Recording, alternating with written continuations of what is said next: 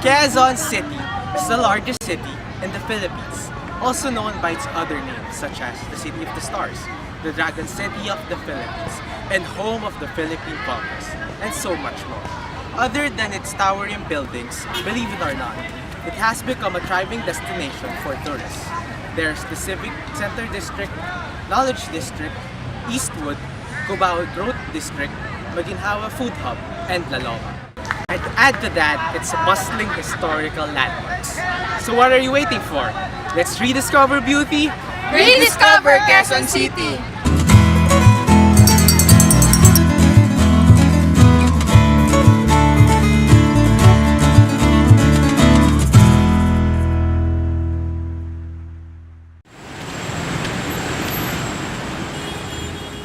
The Quezon City we know today was the brainchild of President Manuel Luis Quezon, who dreamed of a new capital much beautiful than the then capital Manila.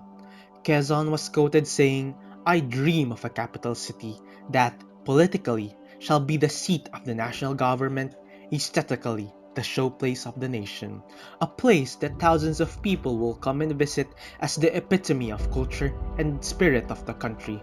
Socially, a dignified concentration of human life, aspirations and endeavors and achievements, and economically, as a productive self-contained community." During a speech in the National Assembly, September 18, 1939, Quezon City was truly a dream city. The original planned name for the dream city was Balintawak, but the Congress back then wanted it to be named from the president himself. Although Quezon initially refused, there was nothing he can do anymore. Quezon City was officially incorporated in October 12, 1939.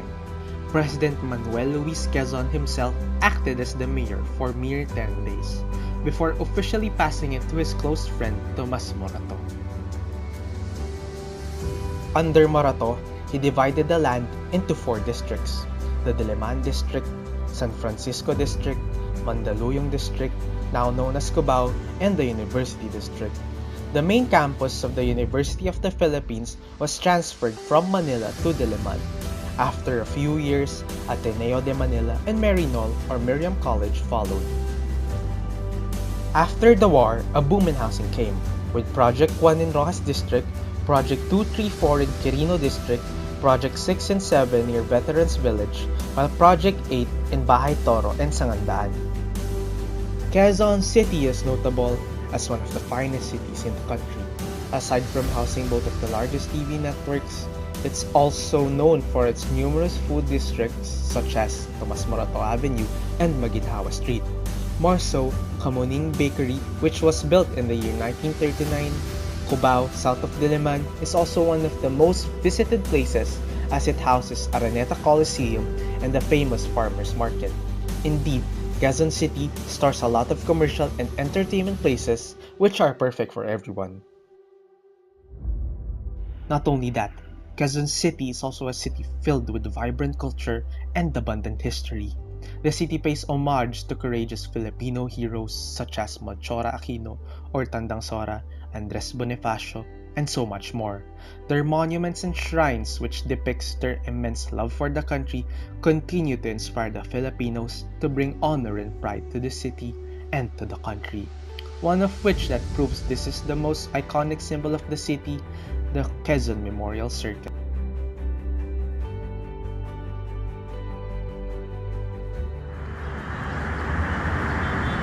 Quezon Memorial Circle is a national park located inside a large traffic zone in a shape of an ellipse.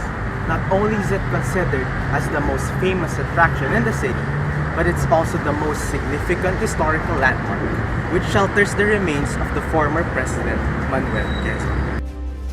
Within the park are different museums, recreation spaces, gardens, monuments, markers, and most especially the Quezon Memorial Shrine, which is deemed as the heart of the park. Standing in 66 meters high, the shrine is a commemoration of a great milestone that defines the history of the Philippines. The initiative planned to build the shrine can be traced back during the presidency of Sergio Osmeña. The design and architecture of the shrine holds a lot of historical representation. Its height of 66 meters represents the age of Quezon when he died.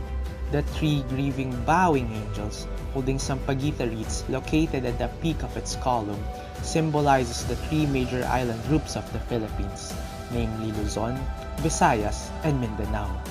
Found at its base is a triangular hall which features the relief panels depicting the major events during the Spanish colonial rule until the untimely death of President Manuel L. Quezon. Housed in the shrine at its base chamber is the Museo ni Manuel L. Quezon. This shelters the mausoleum which contains the remains of former President Manuel Quezon and his wife Aurora Aragon. This museum depicts the life and career of Quezon and his emergence as one of the most important figures in Philippine history. Can you imagine this place not being the Quezon Memorial Circle? Well, you know, this Quezon Memorial Circle isn't exactly what it is intended to be. Quezon Memorial Circle was intended to be the national grounds to house the Congress. The location was also part of a larger national government center located around Elliptical Road and the Quezon City Quadrangle. That's why North Avenue, West Avenue, East Avenue, Timog, and Elliptical Road forms a square which is divided perpendicularly by EDSA and Quezon Avenue, with Quezon Memorial Circle at its peak. Malacanang was supposed to be in what we know now as Veterans Memorial Medical Center at North Avenue, while Corte Suprema was supposed to be situated somewhere in East Avenue. The 1941 master plan intended all head offices of the executive, legislative, and judiciary to be near each other. How can we talk about Quezon City without talking about the man himself, President Manuel Luis Molina Quezon, or popularly known as President Manuel L. Quezon. The story of Quezon begins on August 19, 1878. He was born on a barrio called Baler to teachers Lucio Quezon and Maria Dolores Molina. At the age of 9, he migrated to Manila to study at Colegio San Juan de Letran. He furthered his studies in law whilst being a working student at the University of Santo Tomas, year 1895. When the Philippine-American War broke out, he enlisted himself as a soldier. He later became a general staff of President Emilio Aguinaldo. He eventually ran for office as the governor of Tayabas and won. He later became the majority floor leader of the Philippine Assembly. He then became a resident commissioner of the Philippines to the United States of America, lobbying the Philippines' fight for independence. He is the first and longest Senate President of the Philippines, 1918 when he married his cousin, Aurora Aragon, in a solemn ceremony in Hong Kong. Quezon was elected as the first President of the Commonwealth in 1935. Quezon's administration bring forth different reforms to the country. He is known for his creation of a commission to decide upon the national language. He instituted different government institutions involving education and economics. Quezon's popularity enabled him to be re-elected for a second term in 1941. Quezon also facilitated the entry of Jewish refugees fleeing from the Nazis back in Europe. Quezon was instrumental in promoting a project to resettle the refugees in Mindanao. As World War II broke out, Quezon was forced to evacuate to Australia and eventually to the United States. He then established his Commonwealth government in exile. There, the Philippines was one with the creation of the United Nations. Sadly, Quezon was not able to see his dream of an independent Philippines, as he succumbed to tuberculosis on August 1, 1944, just 18 days shy of his 66th birthday. He was temporarily buried in Arlington National Cemetery. July 27, 1946, Quezon's remains were finally flew back home.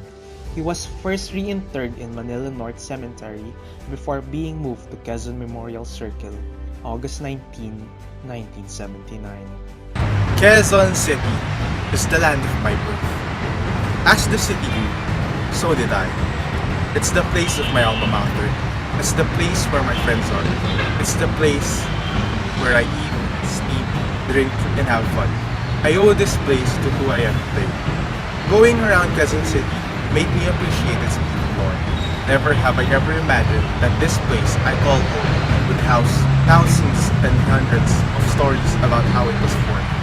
Just like me, an idealistic young man, Quezon City may be a young city compared to its neighbors, but it's a place of dreams. Truly, a city of stars. I love Quezon City.